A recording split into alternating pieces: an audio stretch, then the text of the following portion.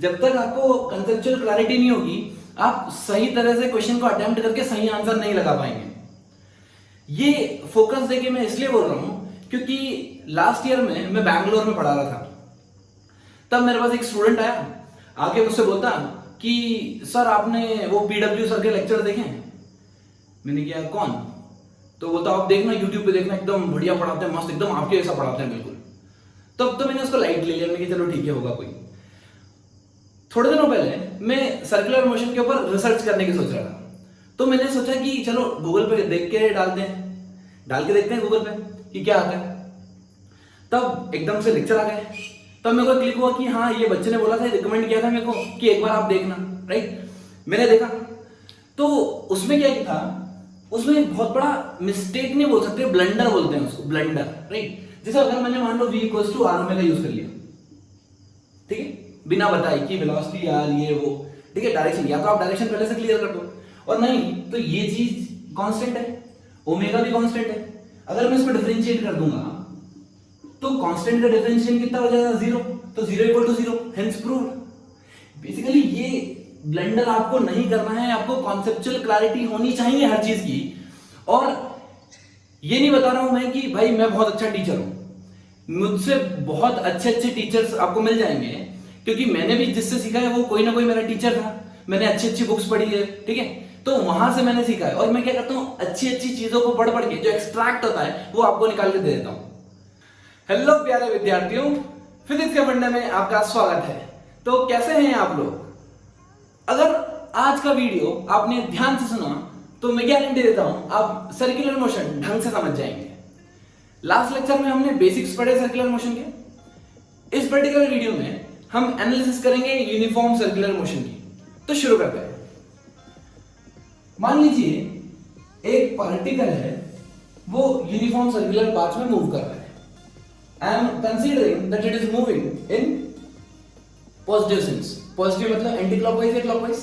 मैंने बताया था आपको positive means anti clockwise sense में, तो वो ऐसा घूम रहा है। यूनिफॉर्म सर्कुलर मोशन में आपको पता है पार्टिकल की स्पीड क्या होती है? कांस्टेंट। और इसकी जो ओमेगा होती है एंगुलर स्पीड, वो भी क्या होती है? Constant, right. एंगुलर स्पीड भी कांस्टेंट होती है और स्पीड भी कांस्टेंट होती है। वेलोसिटी कांस्टेंट नहीं होती, बिकॉज डायरेक्शन हर पॉइंट पे चेंज होती है, इसलिए। नाउ मान लीजिए t इक्वल टू 0 पे पार्टिकल ने एंटी क्लॉकवाइज सेंस में मूव करना स्टार्ट कर दिया, राइट। किसी भी इंस्टेंट t पे t इक्वल टू t ये पार्टिकल यहां रीच कर गया पॉइंट p, राइट। इसने कुछ एंगल का वर्क किया होगा, थीटा एंगल, राइट। मैंने मान रखा है कि ओमेगा से घूम रहा है, एंगुलर वेलोसिटी ओमेगा आउटसाइड। ना अगर मैं आपसे इसके एक्स कोऑर्डिनेट और वाई कोऑर्डिनेट पूछूं, क्या आप निकाल सकते हैं? बिल्कुल निकाल सकते हैं। आपको ये पता है ये क्या होती है? Radius of the circle. अगर ये रेडियस है तो ये क्या होगा? ये भी रेडियस होगा, राइट। मैं आपसे क्या पूछ रहा हूं? मैं आपसे पूछ रहा हूं ये एक्स कोऑर्डिनेट और ये वाई कोऑर्डिनेट, क्योंकि मैंने इसको कंसीडर कर रखा है ओरिजिन, राइट। मैंने इसको ओरिजिन कंसीडर कर लिया। मैं आपसे पूछ रहा हूं ये बताओ और ये बताओ, एक्स कोऑर्डिनेट का वाई कोऑर्डिनेट। आपको पता है ये डिस्टेंस r है, तो ये r cos थीटा होगा और ये r sin थीटा। इसका मतलब क्या रहा, right, x is r cos theta and y is r sin theta. Clear? If I ask you find the radius vector और पोजीशन वेक्टर, पोजीशन वेक्टर हमेशा कहां से कैलकुलेट करते हैं? ओरिजिन से। इसका मतलब अगर मैं ये वाला वेक्टर पूछ रहा हूं, ये r vector, this r vector, right. So r vector क्या होगा मेरा? r vector will be xi cap plus yj cap. Easy. So मैं इसको वैल्यू पुट करता हूं, r cos theta i cap plus r sin theta j cap. This will be my radius vector और position vector, right. ये position vector हो गया। Now ये जैसे ऐसे घूम रहा है, राइट। मान लीजिए ये पोजीशन यहां से चेंज होगी, थोड़ी यहां आ गई, इधर से, राइट। और मैं इसको निकालना क्या है? मेरे को इसकी velocity, what I want to find its velocity. Velocity क्या होता है? Rate of change of position. अगर मैं इसको डिफरेंशिएट करूं, dr/dt निकालूं, अब इसको डिफरेंशिएट कैसे करेंगे? यहां पे क्या चेंज हो रहा है? रेडियस चेंज हो रही है या थीटा चेंज हो रहा है? थीटा चेंज हो रहा है, रेडियस तो कांस्टेंट है, सो जो भी कांस्टेंट है उसका बाहर निकाल लेते हैं। cos थीटा का differentiation minus sine theta, right, minus sine theta. Now here we are differentiating this with respect to time, यहां पे टाइम का कोई फंक्शन ही नहीं, तो हमको क्या लगाना पड़ेगा, चेन रूल। चेन रूल लगाएंगे into D theta by D T, clear. अच्छा, सिमिलरली हम r sin थीटा का differentiation cos theta, again we have to apply chain rule d theta by dt, j क्या, clear. Now this will be my velocity vector equals to what is d theta by dt, you know that omega is rate of change of angular displacement और omega constant है यहां पे, तो मैं omega put कर देता हूं, omega into r minus sine theta i क्या plus omega into r cos theta j क्या, clear. So I can write this omega r minus sine theta i क्या प्लस cos थीटा j क्या, this is my velocity vector, clear. Now if I ask you its speed क्या होता है, इसका magnitude कैसे निकालें, ध्यान से देखिए, speed is equal to the magnitude of the velocity omega as it is minus sine theta the whole square plus cos theta the whole square, sin square theta plus cos square theta कितना हो गया 1, मतलब speed कितनी आ गई मेरी omega, omega भी constant है, radius तो बचपन से ही कांस्टेंट है, इसका मतलब स्पीड ऑफ द पार्टिकल क्या होगी हमेशा कांस्टेंट, और ये यूनिफॉर्म सर्कुलर मोशन का केस है, right. Now if I take dot product of velocity and radius vector, if I take dot product of velocity and radius vector, देखिए special point है, ध्यान रखिए, velocity dot radius vector r vector क्या होगा, dot product, in dot product what we do I dot i1 j dot j1, rest everything is 0, तो यहाँ पे i का i से मल्टीप्लाई करते हैं, so this r cos theta into omega r sin theta, r cos theta into omega r sin theta plus, now j को j से multiply करना है, इसको इससे मल्टीप्लाई करना है, तो ये जाएगा r sin theta into omega r cos theta, right? So here I am getting omega r square sin theta cos theta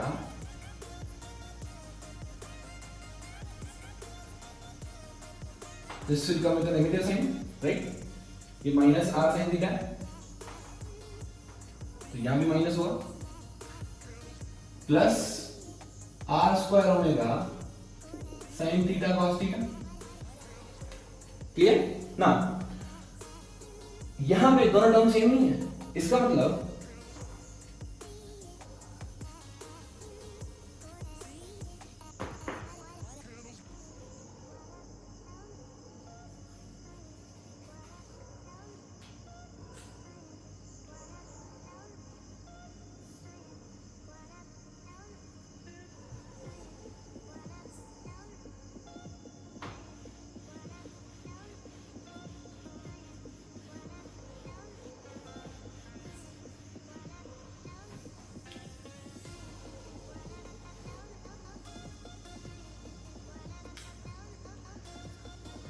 now I am taking dot product of velocity and radius vector, ध्यान से देखिएगा, special point है, if I take v vector dot r vector, क्या लिखूं मैं यहाँ पे, v vector क्या आएगा, omega r minus sin theta i क्या, now whenever we are taking dot product you know that I dot i1 I dot j0, right? इसका मतलब मेरे को सिर्फ i कंपोनेंट को i कंपोनेंट से मल्टीप्लाई करना है और j कंपोनेंट को j कंपोनेंट से मल्टीप्लाई करना है, राइट। सो मैं यहाँ पे मल्टीप्लाई करता हूँ, ये कितना है, omega r sin theta with a minus sign and this is r cos theta, so can I write this as omega r square sin theta cos theta with a negative sign, correct, plus j dot j, this vector into this vector, so omega r into r कितना हो गया, omega r square sin theta into cos theta, right। अब हम देखेंगे answer, यहां पे v dot are 0 आ रहा है, v डॉट आर क्या आ गया हमारा 0, v डॉट आर 0 आ गया, इसका मतलब दोनों के बीच में एंगल बता सकते हैं? यस, दोनों के बीच का एंगल 90 डिग्री होगा। क्यों? क्योंकि मुझे पता है अगर a डॉट b की वैल्यू क्या होती है, a into B into cos theta, right? a b cos theta है, अगर ये 0 आ गया है इसका मतलब cos थीटा भी क्या है 0, और cos 90 कितना होता है 0, इसका मतलब दोनों के बीच में एंगल कितना हुआ, दोनों के बीच में एंगल 90 डिग्री हुआ, राइट? इसका मतलब अगर मैं रेडियस वेक्टर मेरा यहां लेता हूं इधर, तो वेलोसिटी वेक्टर इसके परपेंडिकुलर हुआ ऐसे, ये रेडियस वेक्टर और ये वेलोसिटी वेक्टर। ये चीज क्लियर है? थोड़ा सा अपन कॉमन सेंस लगाते हैं।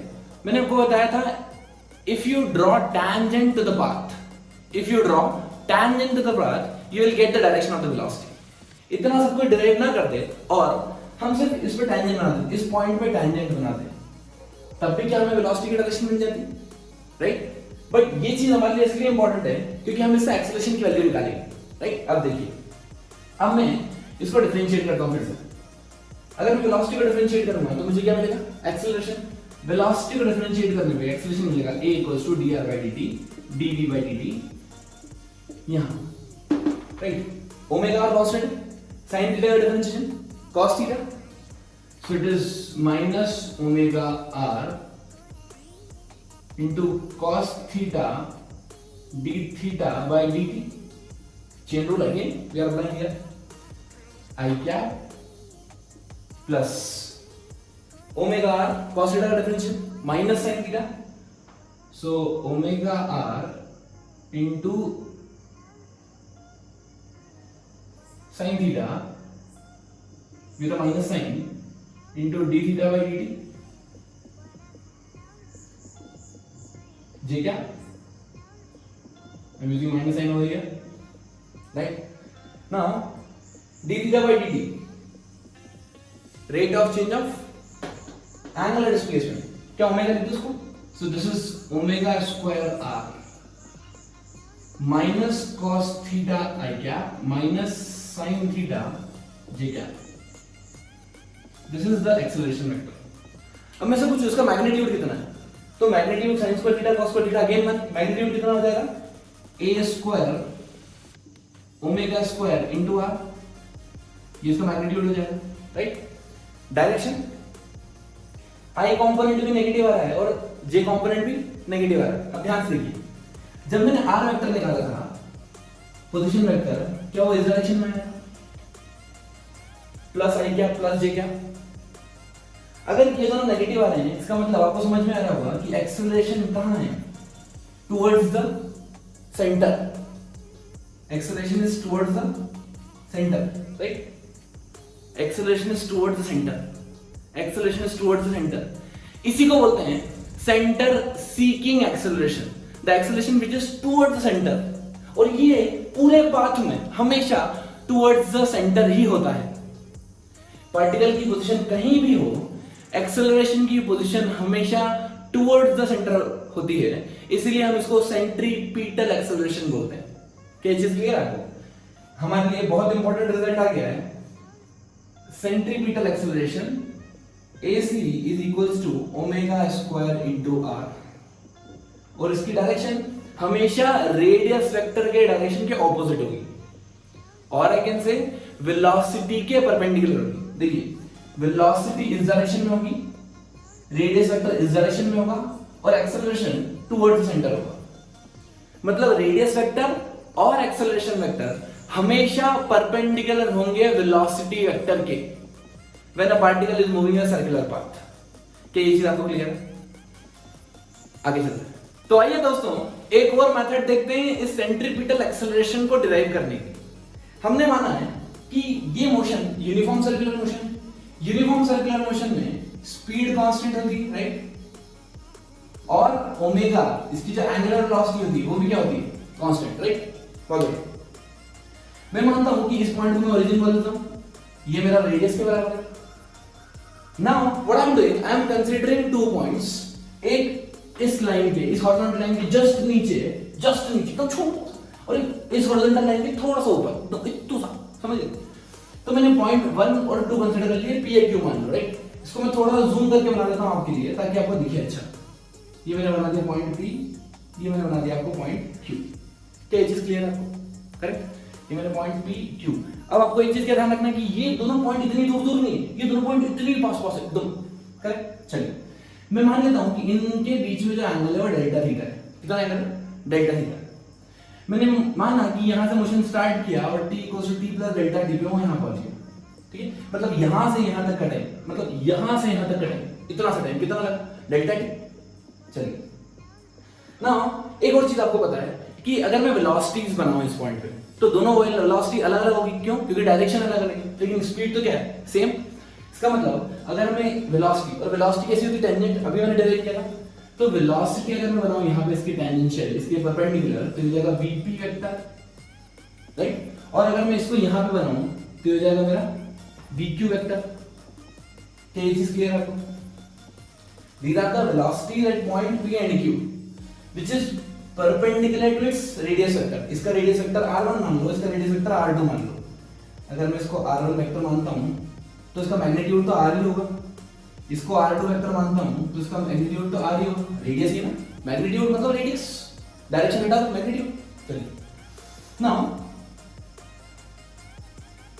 हम एक चीज तो हमें पता है कि जो v1 vector is equals to v2 vector का मैग्नीट्यूड है वो v के बराबर है, और v क्या है? इसकी स्पीड, जिस स्पीड से पार्टिकल घूम रहा है। करेक्ट? सिमिलरली r1 वेक्टर और r2 वेक्टर का मैग्नीट्यूड रेडियस के बराबर है। कि ये भी चीज आपको क्लियर है? चलिए अब हम देखते हैं कि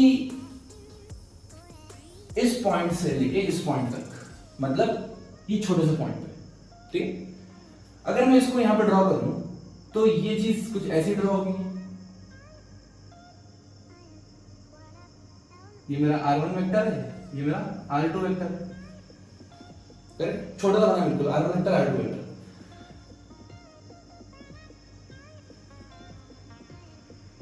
now what I am doing, इसको मैं क्या ऑलमोस्ट एक स्ट्रेट लाइन मान लूं? क्योंकि डिफरेंस इतना छोटा है, इतना छोटा है, इतना छोटा है कि क्या उसको ऑलमोस्ट, उस कर्व को, उस आर्क को मैं ऑलमोस्ट स्ट्रेट लाइन मान लूं, राइट? इस स्ट्रेट लाइन की डायरेक्शन मैं लेता हूं ऐसे ऊपर की तरफ, इसको बोल देता हूं डेल्टा आर। करेक्ट? नाउ ये जो एंगल है ये तो आपको पता है कि डेल्टा थीटा है, इसके बीच का एंगल, दोनों के बीच का एंगल। नाउ अगर मैं वेक्टर फॉर्मेट में लिखूं, ट्रायंगल लगा लूं, राइट? ये r1 वेक्टर की डायरेक्शन, ये r2 वेक्टर की direction, so this vector plus this vector equal to this vector, triangle ना। तो क्या ये हो जाएगा r1 vector plus delta r vector equals to r2 vector. Correct? Basically delta r क्या मैं ऐसे लिख सकता हूं, r2 vector minus r1 vector, ठीक है? तो ये क्या हो जाएगा, r2 मतलब क्या? फाइनल पोजीशन इसकी, r1 क्या? इनिशियल पोजीशन इसकी, सेम पार्टिकल की फाइनल इनिशियल पोजीशन। क्या ये चेंज इन पोजीशन है क्या? Delta r, delta r is change in position, ठीक है? मैं इसको वर्टिकल बना लेता हूं एक बार ऐसे, डेल्टा r, ये है r, ये भी r, राइट? ये r1 है, ये r2 है, मैंने मैग्नीट्यूड लिख लिया, ठीक है? चलिए अब एक बात बताओ, ये वेलोसिटी है, ध्यान से देखना, ये क्या है? Velocity, vp vq। vp is the velocity at point p and vq is the velocity at point q, ठीक है? अगर मैं पूछूं कि इन दोनों के बीच का एंगल कितना है, vp और vq के बीच का एंगल, vp और vq के बीच का एंगल, इस रेडियस वेक्टर के परपेंडिकुलर vp है, r2 के परपेंडिकुलर vp है, और r1 के परपेंडिकुलर vq है। ये चीज क्लियर है? एक बात ध्यान रखना हमेशा, अगर दो लाइन के बीच का एंगल थीटा है, दो लाइन के बीच का एंगल थीटा है, तो उन दोनों पे अगर मैं परपेंडिकुलर ड्रॉ करता हूं तो उन दोनों के बीच का एंगल भी थीटा ही होगा। करेक्ट? एक बार मैं प्रूफ भी करता हूं आपको, कैसे? मैं इस लाइन को एक्सटेंड करता हूं ऐसे इधर, और इस लाइन को एक्सटेंड करता हूं पीछे, क्लियर? अब ये एंगल कितना? 90, तो ये एंगल कितना होगा? 90, क्लियर? ये चीज समझ में आई? बहुत बढ़िया। सिमिलरली ये एंगल 90 डिग्री है, क्योंकि रेडियस वेक्टर और वेलोसिटी वेक्टर एक दूसरे के परपेंडिकुलर होता है ना। ये डायरेक्शन है मेरी वी क्यू की, ध्यान समझना, ये डायरेक्शन है मेरी वी क्यू की, तो मैं यहां लिख रहा हूं वी क्यू ऐसे, ये बना दिया मैंने we Q, right. Because you know that जो वेक्टर होता है उसको आप अलोंग द लाइन कहीं भी ट्रांसलेट कर सकते हो, प्लस पैरेलली कहीं भी शिफ्ट कर सकते हो, कोई दिक्कत नहीं होती, ठीक। चलिए ये हमारा वीपी है, तो वीपी को मैं यहां ड्रॉ करता हूं, इस वीपी को मैंने ऐसे ड्रॉ किया, ये वीपी वेक्टर, ठीक है। अब एंगल निकाल लेते हैं, ये एंगल 90 है, ये एंगल 90 है, ये एंगल कितना है, डेल्टा थीटा है, तो क्या आप ये वाला एंगल निकाल सकते हो? हाँ सर निकाल सकते हैं, ये क्वाड्रेंट टाइप बांध लो, तो ये एंगल का चारों एंगल का सम कितना, मतलब 360, ये 90 ये 90 टोटल 180, 360 में से 180 गया 180, इसका मतलब ये एंगल अगर डेल्टा थीटा है तो क्या 180 माइनस डेल्टा थीटा होगा, क्लियर। इसका मतलब ये एंगल कितना होगा, डेल्टा थीटा, और यही तो एंगल है बी और बी में, वीपी और वी क्यू में, क्लियर। तो यहां पे मेरा एंगल आ गया डेल्टा थीटा, ठीक। अब देखिए ध्यान से, मैं एक लाइन ज्वाइन करता हूं यहां पे ऐसे, और उसको लाइन बोल देता हूं डेल्टा वी, इसका भी रीजन, ठीक है, क्यों बोला मैंने। अब मैं ट्रायंगल लगाता हूं यहां पे, तो क्या होगा, V Q plus delta V, V Q vector plus delta V vector equals to V P vector, correct. तो क्या मैं डेल्टा वी को ऐसे लिख सकता हूं, VP vector minus we Q vector. VP क्या है, फाइनल वेलोसिटी, वी क्यू क्या है, इनिशियल वेलोसिटी, तो वीपी माइनस वी क्यू क्या है, change in velocity, change in velocity divided by total time, क्या एक्सेलरेशन होता है। इसका मतलब जिस डायरेक्शन में चेंज इन वेलोसिटी होती है, क्या उसी डायरेक्शन में एक्सेलरेशन होता है। यहां पर देखिए आप, चेंज इन वेलोसिटी इस डायरेक्शन में हो रही है, इसका मतलब क्या एक्सेलरेशन भी टुवर्ड्स द सेंटर ही होगा, एक्सेलरेशन भी टुवर्ड्स द सेंटर होगा, और सेंट्रीपिटल एक्सेलरेशन का मतलब ये होता है कि एक्सेलरेशन टुवर्ड्स द सेंटर आ जाता है। क्या आपको डायरेक्शन से रिलेटेड सब चीज क्लियर है, राइट। यहां पर वेलोसिटी इधर, वेलोसिटी इधर, दोनों के बीच में एंगल थीटा, डेल्टा थीटा, और चेंज इन वेलोसिटी इधर आ रही है, जिस डायरेक्शन में चेंज इन वेलोसिटी होती है उसी डायरेक्शन में मेरा एक्सेलरेशन होता है। तो ये जो एक्सेलरेशन है सेंट्रीपिटल एक्सेलरेशन, इसकी डायरेक्शन तो निकल के आ गई टुवर्ड्स सेंटर, राइट। हमने चेंज लिया था इस पॉइंट टू इस पॉइंट में, इतने से पॉइंट डिफरेंस में। क्या चीज आपको क्लियर है, बहुत ही बढ़िया। अब आगे चलते हैं, मैं यहां पे एंगल, इन दोनों आर वेक्टर के बीच में एंगल डेल्टा थीटा है, राइट। तब ये ट्रायंगल वहां ड्रॉ करता हूं, ये हो गया डेल्टा वी, ये हो गया v, ये हो गया v। अब आप बोलोगे v1 v2 क्यों नहीं लिया भाई, स्पीड में सिर्फ स्केलर क्वांटिटी ले रहा हूं, दो ट्रायंगल की साइड या लेंथ स्केलर होती है, ठीक है। तो ये vp को मैंने v लिख दिया, vq को मैंने v लिख दिया, ये v, और दोनों के बीच में एंगल कितना, डेल्टा थीटा, करेक्ट। अच्छा बहुत बढ़िया बहुत बढ़िया बहुत बढ़िया। अब एक बात देखो, ये एंगल अगर मैं अल्फा मानूं, ये एंगल कितना मानूं, अल्फा, तो ये एंगल कितना होगा, ये एंगल भी अल्फा ही होगा। क्यों अल्फा होगा, अरे साइड्स इक्वल है तो उनके ऑपोजिट एंगल भी इक्वल होते हैं, आपको थ्योरम पता है, राइट। साइड्स अगर इक्वल है तो उसके ऑपोजिट एंगल्स भी क्या होते हैं, इक्वल। सिमिलरली अगर ये एंगल मैं अल्फा मानूं तो ये भी तो अल्फा होगा, साइड्स इक्वल तो उसके ऑपोजिट एंगल भी इक्वल, और ये दोनों अल्फा अल्फा भी इक्वल होंगे। क्यों होंगे, क्योंकि अगर मैं इस एंगल को, दोनों ट्रायंगल को अगर भूल जाऊंगा, राइट, इसको भी भूल जाओ, इसको भी भूल जाओ, तो ये रिमेनिंग एंगल कितना बचा, 180 माइनस डेल्टा थीटा। और अगर ये दोनों बराबर है तो क्या 180 माइनस डेल्टा थीटा बाई 2 ये, और 180 माइनस डेल्टा थीटा बाई 2 ये। इसका मतलब ये दोनों एंगल बराबर होंगे और वही वैल्यू इन दोनों की भी होगी। तो क्या इन दो ट्रायंगल्स में तीनों एंगल बराबर हैं, दिमाग की बत्ती जल रही है, इन दोनों ट्रायंगल में तीनों एंगल बराबर है, ठीक। तो मैं सिमिलर ट्रायंगल प्रॉपर्टी लगाता हूं। जब मैं सिमिलर ट्रायंगल प्रॉपर्टी लगाता हूं तो मुझे पता पड़ता है कि भाई साइड्स का रेशियो इक्वल होता है। इसका मतलब मैं लिख सकता हूं delta R by R is equals to delta V by V. जब मैंने सिमिलर ट्रायंगल प्रॉपर्टी लगाई तो मुझे साइड्स का रेशियो इक्वल मिल गया, ठीक, बहुत बढ़िया। अब मैं काम करता हूं, इसको डेल्टा वी इधर ले आता हूं और इसको लिखता हूं v by R into delta R. ठीक है, अब दोनों साइड डेल्टा टी का डिवाइड कर दूं, डेल्टा टी। लाइक ये क्या है? Change in velocity by change in time, change in velocity by change in time, change in velocity by change in time. क्या एक्सेलरेशन, राइट? ये क्या है? स्पीड। ये क्या है? रेडियस। ये तो बचपन से कांस्टेंट होते थे। ये क्या है? Change in position. ये चेंज इन टाइम। ध्यान से देखो, चेंज इन पोजीशन किधर है? What is the direction of change in position? Change in position इस पॉइंट से इस पॉइंट पे मैंने क्या ऑलमोस्ट सीधी माना है, ऐसे चेंज इन पोजीशन। अगर छोटा सा डिफरेंस लिया है मैंने दो पॉइंट के बीच में और उसकी चेंज इन पोजीशन इधर आ रही है, तो क्या मैं उसको स्पीड लिख सकता हूं change in position by change in time को? क्योंकि हर पॉइंट पे स्पीड क्या है? कांस्टेंट, और वेलोसिटी क्या है? चेंज हो रही है। क्यों? क्योंकि डायरेक्शन चेंज हो रही है। अगर मैं दो पॉइंट लेता हूं, ध्यान से देखना, अगर मैं दो पॉइंट लेता हूं, एक इधर एक इधर, तो क्या मैं ऑलमोस्ट मान सकता हूं कि ऑलमोस्ट इन दोनों पॉइंट पे स्पीड सेम ही तो होगी? Change in position by change in time, direction वही होगी, ये वाली वेलोसिटी की डायरेक्शन यही होगी। सिमिलरली वेलोसिटी की डायरेक्शन ये होगी और वही होगी जितना चेंज इन पोजीशन है डिवाइडेड बाय टाइम। तो change in position by time क्या आ गया? स्पीड आ गई। ये जो एक्सेलरेशन होता है ये सेंटर सीकिंग एक्सेलरेशन है, सेंट्रीपिटल एक्सेलरेशन, दोनों नाम है, सेंटर सीकिंग, सेंट्रीपिटल, या फिर इसको ये भी बोल सकते हैं नॉर्मल एक्सेलरेशन, राइट? तो आप इसको बोल, या तो बोलो नॉर्मल या तो बोलो सेंट्रीपिटल। ठीक, चलिए इसकी वैल्यू हो गई मेरे पास v स्क्वायर बाय आर, और ये टुवर्ड्स द सेंटर लगता है। ये डायरेक्शन क्या होती है इसकी? टुवर्ड्स द सेंटर, मतलब हर पॉइंट पे अगर पार्टिकल कहीं भी हो ये हमेशा टुवर्ड्स सेंटर होगा। जैसे जैसे ये पार्टिकल अपनी पोजीशन चेंज करते जाएगा, एक्सेलरेशन भी अपनी पोजीशन डायरेक्शन चेंज करते जाएगा, अपनी डायरेक्शन चेंज करते जाएगा, करेक्ट? अच्छा, स्पीड क्या है? कांस्टेंट।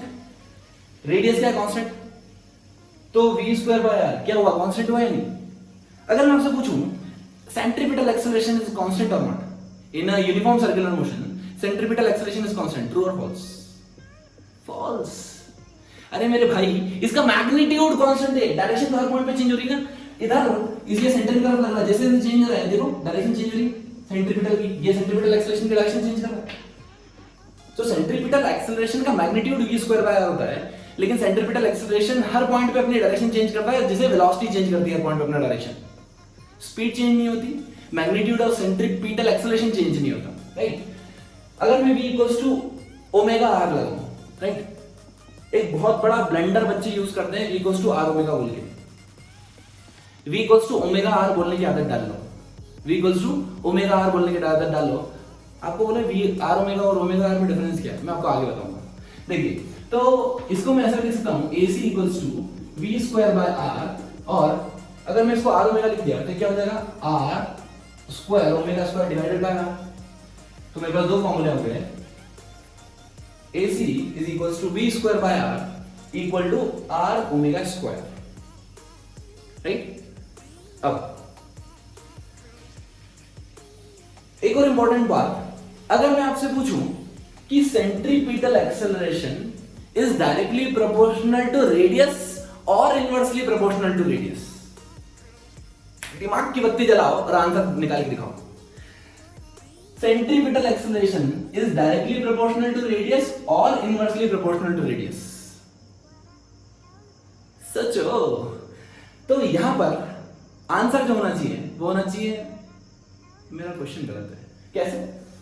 अगर आपको क्वेश्चन में स्पीड गिवन हो, a particle is moving with constant speed in a circular motion, in a uniform circular motion, then what you have to use? You have to use v square by r.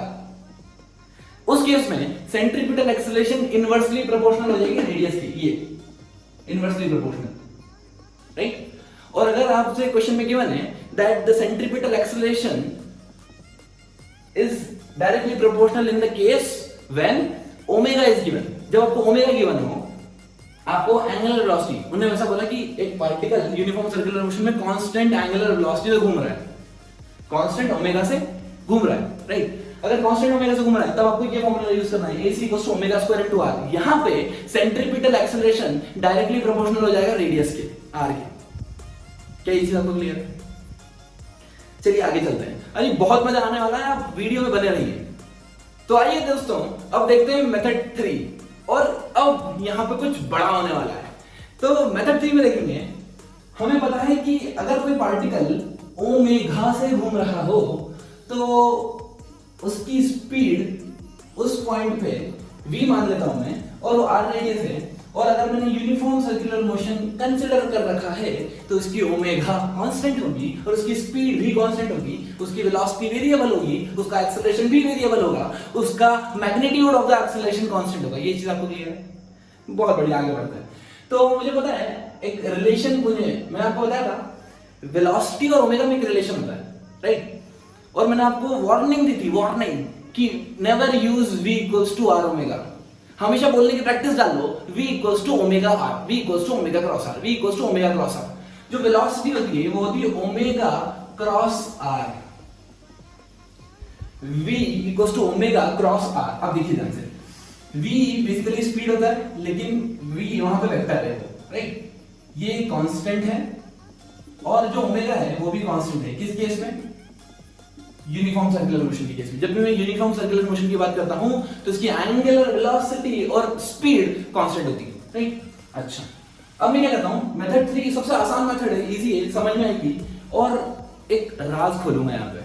तो यहां पे अगर मैं इसको differentiate करूं, dv/dt equals to, ये product of दो function लगा देते हैं यहां पे, तो ये कितना हो जाएगा? Omega cross dr/dt plus r d omega by dt cross r।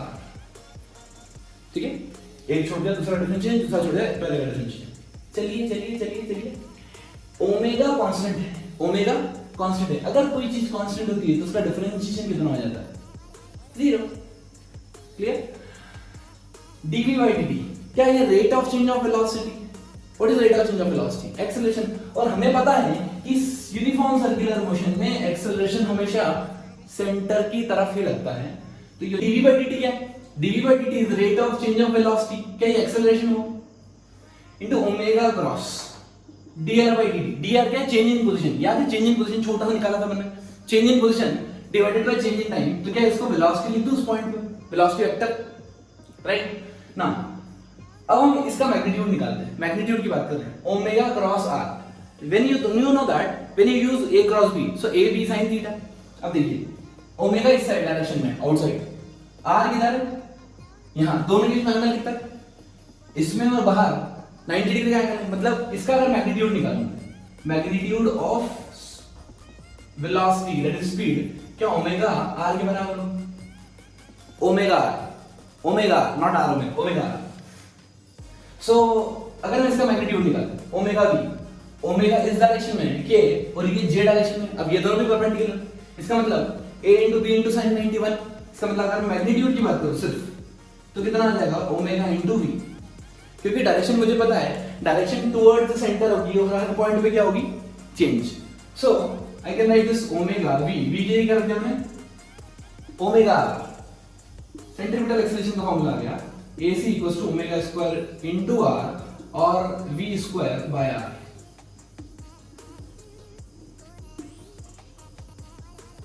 तो दोस्तों ये पॉइंट बहुत बहुत बहुत बहुत ज्यादा इंपॉर्टेंट है, और आपको एक एक चीज समझ में आनी चाहिए, राइट? जब तक आपको कंसेप्चुअल क्लैरिटी नहीं होगी, आप सही तरह से क्वेश्चन को अटेम्प्ट करके सही आंसर नहीं लगा पाएंगे।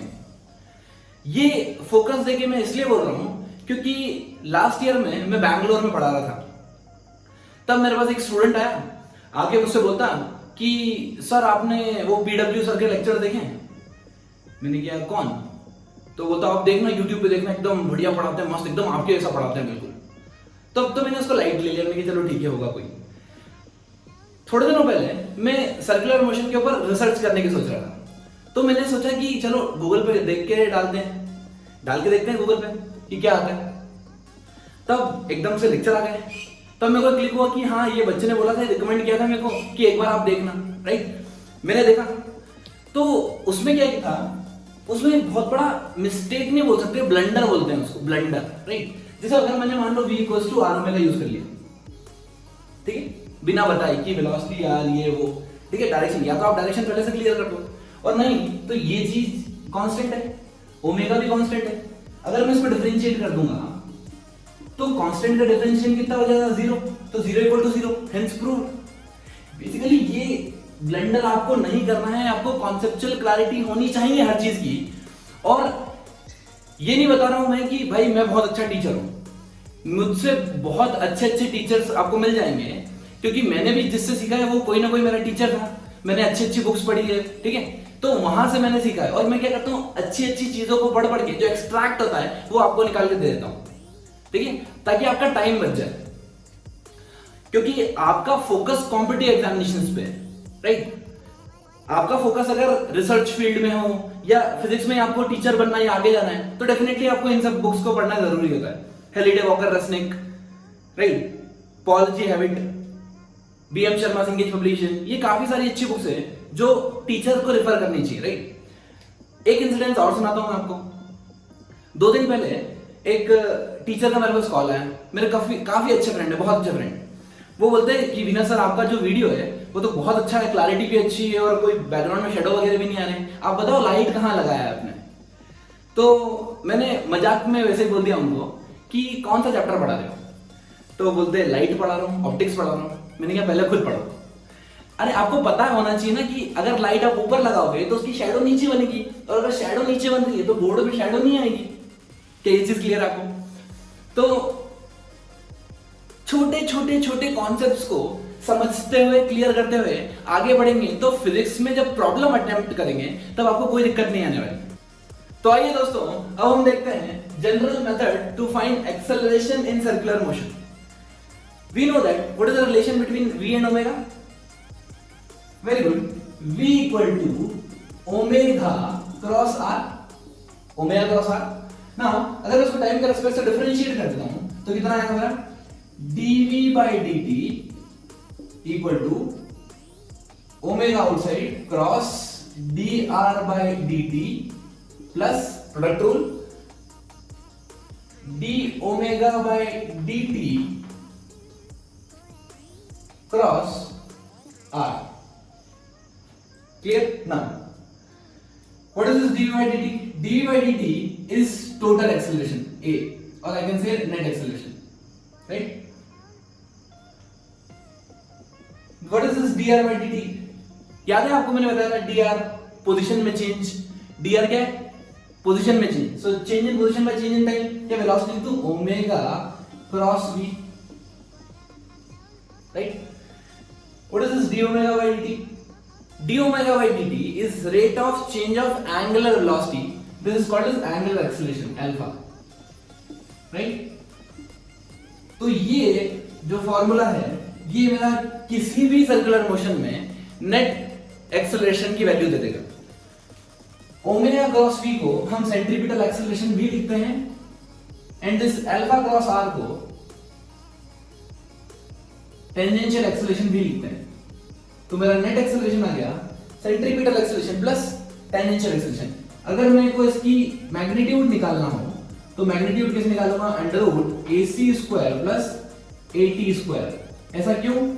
क्योंकि मुझे पता है सेंट्रीपिटल एक्सेलरेशन टुवर्ड्स सेंटर रखता है और वो हमेशा टेंजेंशियल होता है, तो दोनों के बीच में एंगल कितना होता है? 90 degree. If the angle between the centripetal acceleration is tangential acceleration is 90 degree, we can use its magnitude under root ac square plus at square. क्या चीज क्लियर आपको? जैसे मैं डायग्राम बना के बताता हूं, तो मैं मान लेता हूं कि टेंजेंशियल एक्सेलरेशन अगर इधर लग रहा है तो सेंट्रीपिटल टुवर्ड सेंटर लगेगा, राइट? सो जो नेट एक्सेलरेशन होगा समवेयर हियर होगा, under root ac square plus at square. Now अगर मेरा अल्फा 0 है, अल्फा 0 है मतलब d ओमेगा बाय dt 0 है। इसका मतलब ओमेगा क्या है? कांस्टेंट। अगर कोई बॉडी कांस्टेंट एंगुलर वेलोसिटी से घूम रही है तो यही तो केस होता है हमारे यूनिफॉर्म सर्कुलर मोशन का। This is the case of uniform circular motion, जहां पे एक्सेलरेशन सिर्फ और सिर्फ सेंट्रीपिटल एक्सेलरेशन होता है। Net acceleration is equals to centripetal acceleration. Case 2, जब मेरा अल्फा नॉन जीरो हो, जब मेरा अल्फा नॉन जीरो हो तब मेरा D omega by D T भी नॉन जीरो होगा। इसका मतलब ओमेगा कंटिन्यूअसली क्या होगी, चेंज, या तो स्पीड बढ़ेगी सर्कल की या स्पीड घटेगी। तो इस केस में जो नेट एक्सेलरेशन मैंने आपको फॉर्मूला बताया वो होगा under root A C square plus A T square, right ना। एक इंपॉर्टेंट पॉइंट यहां पे नोट करना है कि अगर अल्फा कांस्टेंट हो, अगर अल्फा कांस्टेंट हो तब यहां पे आप 3 इक्वेशंस ऑफ मोशन लगा सकते हैं, राइट। कैसे? बट ये यहां पर हमको वेलोसिटीज की जगह एंगुलर वेलोसिटी लेनी पड़ेगी और डिस्प्लेसमेंट की जगह एंगुलर डिस्प्लेसमेंट लेना पड़ेगा। So final velocity equals to initial velocity plus acceleration into time. Similarly हमारा थीटा जो एंगुलर डिस्प्लेसमेंट हो जाएगा वो हो जाएगा omega naught T plus half alpha T square and omega square equals to omega naught square plus 2 alpha theta. क्या ये चीज आपको क्लियर है? तो बच्चों सतर्क रहें, ध्यान से पढ़ें, सही पढ़ें और सही चुनें और हमारे साथ बने रहें, फिजिक्स फंडे के साथ बने रहें। जो मंजिल पाने की चाह रखते हैं वो समंदर पे भी पत्थरों का पुल बना देते हैं। Stay motivated, keep learning, keep supporting.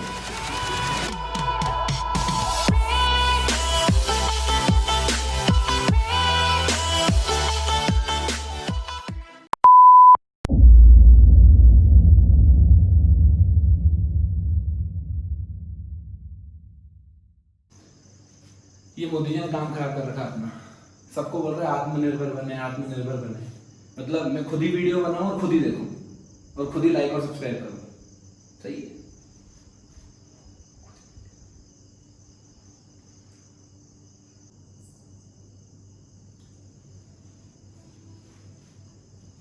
भाई रात के 3 बज गए हैं, अब तो उल्लू भी नहीं आ रहे मेरे से बात करने।